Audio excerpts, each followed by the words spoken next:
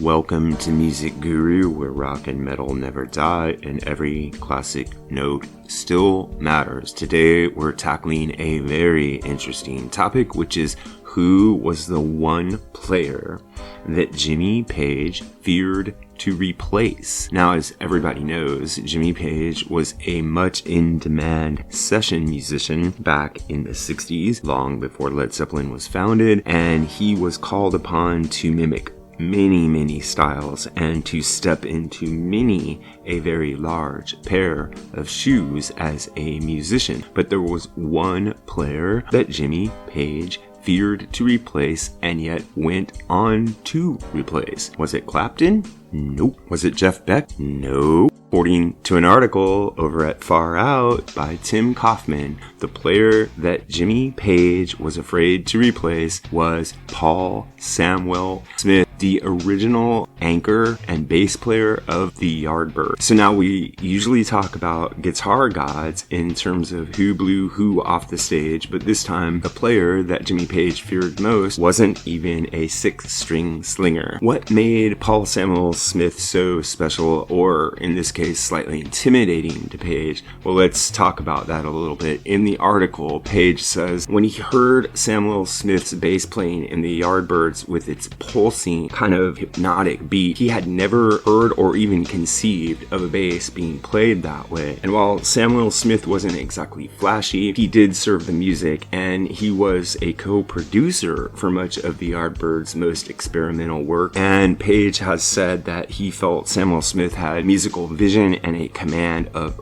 arrangements. In essence, in the article, Page is quoted as saying that Paul Samwell Smith was so good that he simply didn't feel comfortable taking over for him. He felt as though he was stepping into a very big pair of boots, and he wondered if he had the chutzpah to see it through. Now, it's also worth noting that in the context of the article, when Page was asked to mention a musician who may have intimidated him a bit, he didn't bring up another guitar player. He named a bassist. I'd like to turn a specific question to the Yardbird fans out there, if there are any. Do you think that Page was actually a good bass player? I will point out that nobody talks about Jimmy Page's bass playing in the Yardbirds, but to be honest, not that many people talk about Paul Samwell Smith either. But it seems as though Page, even in the context of this interview, was willing to admit that his bass playing wasn't particularly remarkable. Now, I am not a big Yardbirds fan, and I am not in a position to make a judgment on whether or not Jimmy Page was a great bass player.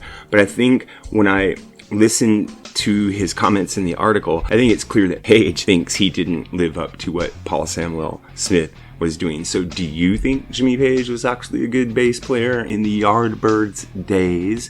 And are you surprised that it was a bassist and not a guitarist that was the player that Jimmy Page named as someone that he somewhat feared to replace? Let me know in the comments, and I will definitely be watching the comment section with interest on this one, because I say I'm not an expert on the Yardbirds. I'd love for those of you who know more about the Yardbirds to talk a bit about Page's bass playing. This is what I think, but what really matters is what you think. So if you have an idea about this or any other topic connected to classic or contemporary music, please drop it in the section below, and remember to like and subscribe. Thanks a lot.